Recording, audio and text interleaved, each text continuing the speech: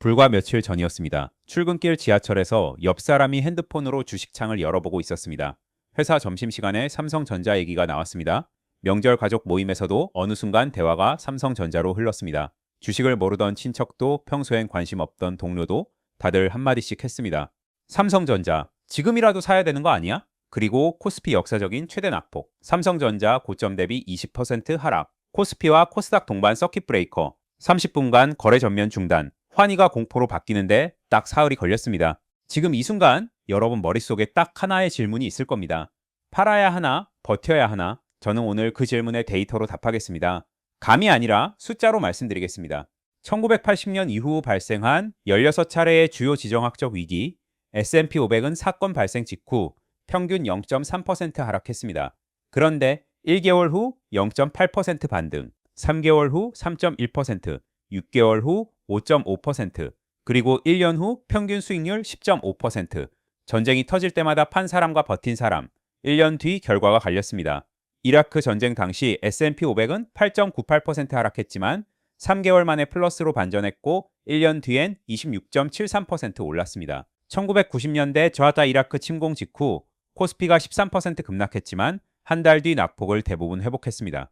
그리고 한 가지 더, 여러분 엔비디아 기억하십니까? 2022년 엔비디아가 65% 폭락했을 때 AI는 거품이다, 젠슨 황은 끝났다는 말이 쏟아졌습니다. 그 공포의 한가운데서 버틴 사람들이 2년 뒤 손해진 게 뭔지 아십니까? 텐베거, 무려 10배의 수익을 올렸다는 말입니다.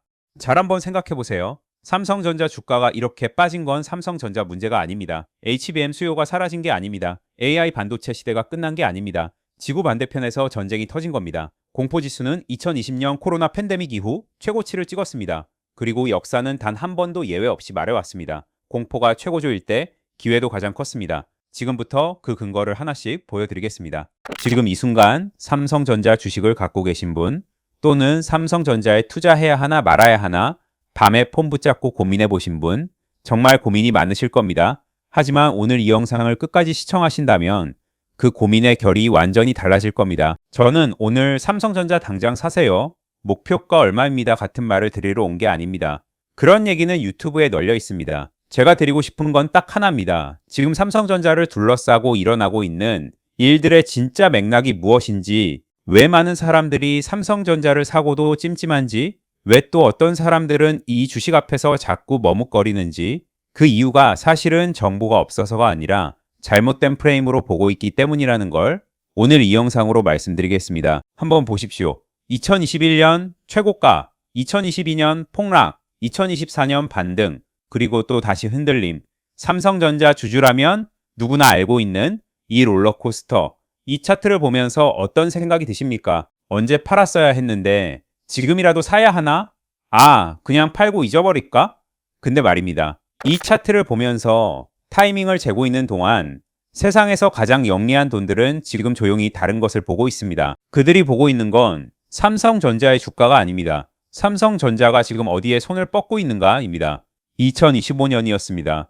AI는 돈이 안 된다는 말이 월가를 뒤덮던 그 해, AI 거품론이 터지면서 엔비디아 주가가 반토막 나던 그 해, 개인 투자자들이 AI 관련 주식에서 손을 털기 시작하던 바로 그 타이밍에 삼성전자가 조용히 그러나 결정적으로 움직이기 시작했습니다. 그리고 2026년 2월 시장은 뒤늦게 깨달았습니다. 삼성전자 사상 최고가 경신, 거품이 꺼지는 순간에 왜 삼성전자만 올랐을까? HBM에서 SK하이닉스에 밀린 삼성이 왜 갑자기 다시 주목받는 걸까?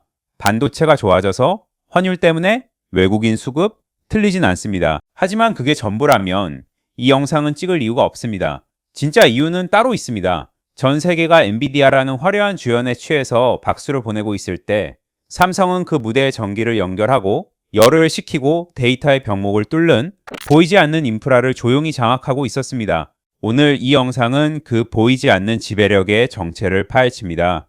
AI의 세 가지 물리적 한계, 그리고 그 한계를 삼성전자가 어떻게 하나씩 해결하고 있는지, 이걸 이해하고 나면 여러분은 다시는 삼성전자의 주가를 예전 눈으로 보지 못하게 될 겁니다. 시작합니다. 지금 이 순간 삼성전자 주식을 갖고 계신 분, 또는 삼성전자에 투자해야 하나 말아야 하나 밤에 폰 붙잡고 고민해 보신 분, 정말 고민이 많으실 겁니다. 하지만 오늘 이 영상을 끝까지 시청하신다면 그 고민에 수조 원이 쏟아졌던 AI 스타트업들이 조용히 사라졌고 엔비디아 주가는 고점 대비 반토막이 났으며 월가의 베테랑들은 하나둘 AI는 아직 돈이 안 된다고 고개를 저었습니다. 세상이 AI의 미래를 의심하기 시작한 바로 그 순간 삼성전자가 사상 최고가를 경신했습니다. 과연 삼성전자의 올타임 하이 경신, 이것이 우연일까요? 아니면 누군가가 오래전부터 설계한 각본일까요? 오늘 저는 여러분께 단순히 주식 정보만 드리러 온 게 아닙니다. AI가 현실에서 작동하기 위해 반드시 해결해야 할 세 가지 물리적 한계, 그리고 그 한계를 아무도 모르게 먼저 장악한 기업의 이야기를 들려드리려 합니다. 여러분 혹시 아십니까? 챗GPT의 질문 하나를 던질 때마다 구글 검색보다 10배 많은 전기가 소모된다는 사실을요. 질문 한 번에 10배, 그게 하루에 수억 건이 반복됩니다. 2024년 마이크로소프트와 구글, 아마존이 발표한 데이터 센터 신규 투자 금액을 모두 더하면 500조 원이 넘습니다. 그 데이터 센터들이 가동되려면 전기가 필요하죠. 엄청난 양의 전기가. 그런데 문제가 생겼습니다. 버지니아주, 전 세계 데이터 센터의 70%가 몰려있는 이곳에서 지역 전력망이 포화 상태에 도달했다는 경고가 나왔습니다. 아이러니하게도 AI 때문에 전기가 모자라는 시대가 온 겁니다. 이건 기술의 문제가 아닙니다. 물리의 문제입니다. 아무리 훌륭한 엔비디아 H100 칩이 있어도 전기 콘센트가 없으면 그냥 비싼 플라스틱 덩어리입니다. 그래서 빅테크들이 아주 조용히 움직이기 시작했습니다. 마이크로소프트는 폐쇄됐던 펜실베이니아의 스리마일 섬 원전을 재가동시켰습니다. 구글은 소형 원자로 회사와 장기 전력 구매 계약을 맺었습니다. 아마존은 원전 부지 바로 옆에 데이터 센터를 짓겠다고 발표했습니다. 원자력이 돌아오고 있습니다. 그것도 완전히 새로운 형태로 바로 SMR 소형 모듈 원자로입니다. 기존 원전이 축구장 크기라면 SMR은 농구장 크기입니다. 건설 기간은 10년에서 3년으로 줄어들고 안전성은 기존 원전보다 압도적으로 높습니다. 그리고 무엇보다 데이터 센터 바로 옆에 지을 수 있습니다. 삼성전자는 여기에 투자했습니다. 조용히 언론에 크게 보도되지 않게. 그런데 여러분, 생각해 보십시오. 전기를 만드는 것도 중요하지만 그 전기를 손실 없이 전달하는 것도 전쟁입니다. 송전선 변압기, 전력기기, 갑자기 여러분이 TV에서 한 번도 관심 가져본 적 없는 이름들이 뜨기 시작했죠. HD 현대일렉트릭, LS에코에너지, 효성중공업, 이 기업들이 왜 2024년부터 수직으로 상승했을까요? 왜 외국인들이 조용히 이 기업들을 담기 시작했을까요? AI 데이터 센터에 전기를 공급하는 전력 인프라가 폭발적으로 수요가 늘었기 때문입니다. 삼성전자가 AI 메모리를 팔면 그 메모리가 들어간 서버를 운영하려면 전기가 필요하고 그 전기를 공급하는 변압기와 송전기기의 수요가 폭등합니다. 삼성전자의 성장은 혼자 일어나는 것이 아닙니다. 하나의 생태계가 동시에 움직이는 겁니다. 그 생태계의 첫 번째 층이 에너지입니다. 자, 이제 전기 문제는 해결됐다고 칩시다. 다음 문제가 기다리고 있습니다.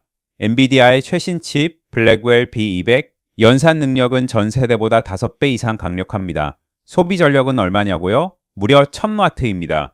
선풍기 100개를 동시에 켜는 것과 같습니다. 그게 서버 하나에 수백 개씩 들어갑니다. 이 열을 어떻게 식힐 겁니까? 지금까지 데이터 센터의 냉각 방식은 크게 두 가지였습니다.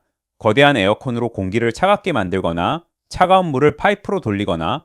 그런데 이 두 방식 모두 한계에 도달했습니다. 칩이 내뿜는 열의 밀도가 너무 높아져서 공기로는 더 이상 식힐 수가 없게 된 겁니다. 엔지니어들이 내놓은 해법은 충격적이었습니다. 그냥 담가버리자. 액침 냉각 임머션 쿨링이라고 부르죠. 서버 전체를 특수 제작된 비전도성 액체 속에 통째로 담그는 기술입니다. 물에 담그면 합선되지 않느냐고요? 이 특수 액체는 전기가 통하지 않습니다. 대신 열전도율이 공기보다 1200배나 높습니다. 칩이 아무리 뜨거워져도 액체가 즉시 열을 빨아들입니다. 에어컨이 필요 없습니다. 냉각팬도 필요 없습니다. 전력 효율은 40% 이상 올라갑니다. 마이크로소프트, 구글, 메타가 이 기술을 도입하기 시작했습니다. 2030년까지 액침 냉각 시장 규모가 30조 원에 달할 것이라는 전망이 나옵니다. 여기서 중요한 질문이 생깁니다. 이 특수 액체를 누가 만들까요? 이 냉각 탱크 시스템을 누가 설계할까요? 그리고 이 시스템과 완벽하게 호환되는 서버 부품을 누가 공급할까요? 삼성전자는 이미 이 생태계 안에 들어와 있습니다.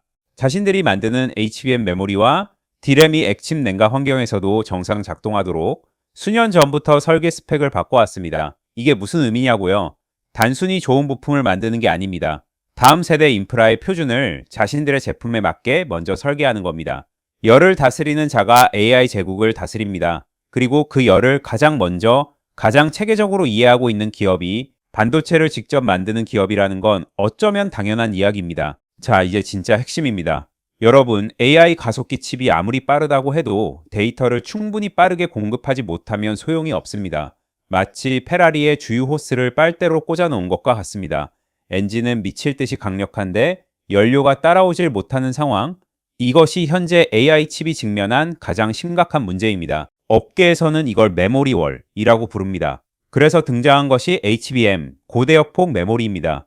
D램 칩을 수직으로 층층이 쌓아서 데이터 전송 속도를 일반 메모리보다 10배에서 15배까지 끌어올린 기술입니다. 엔비디아 GPU 하나에 HBM이 들어가 있고 현재 이 HBM 시장에서 SK 하이닉스가 점유율 1위를 달리고 있습니다. 맞습니다. 솔직하게 얘기하겠습니다. HBM 4세대에서 삼성전자는 SK 하이닉스에 뒤처졌습니다. 엔비디아 납품 일정도 지연됐습니다. 시장은 삼성전자를 2류로 대우하기 시작했죠. 언론이 떠들었습니다. 삼성 반도체의 몰락, SK 하이닉스의 시대. 그런데 말입니다. 여기서 우리가 놓친 것이 있습니다. HBM은 분명 빠릅니다. 하지만 용량에는 한계가 있습니다. 현재 가장 큰 HBM도 GPU 하나에 붙을 수 있는 용량은 제한적입니다.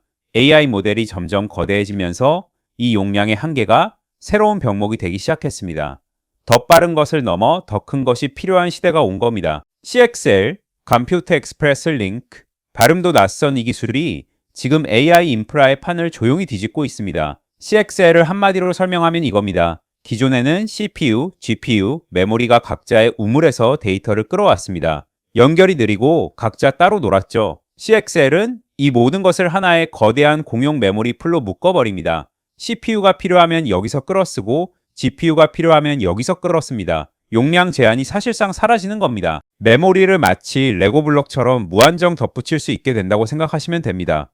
그리고 이 CXL 기술의 특허와 핵심 기술 스택을 가장 많이 보유하고 있는 기업이 바로 삼성전자입니다.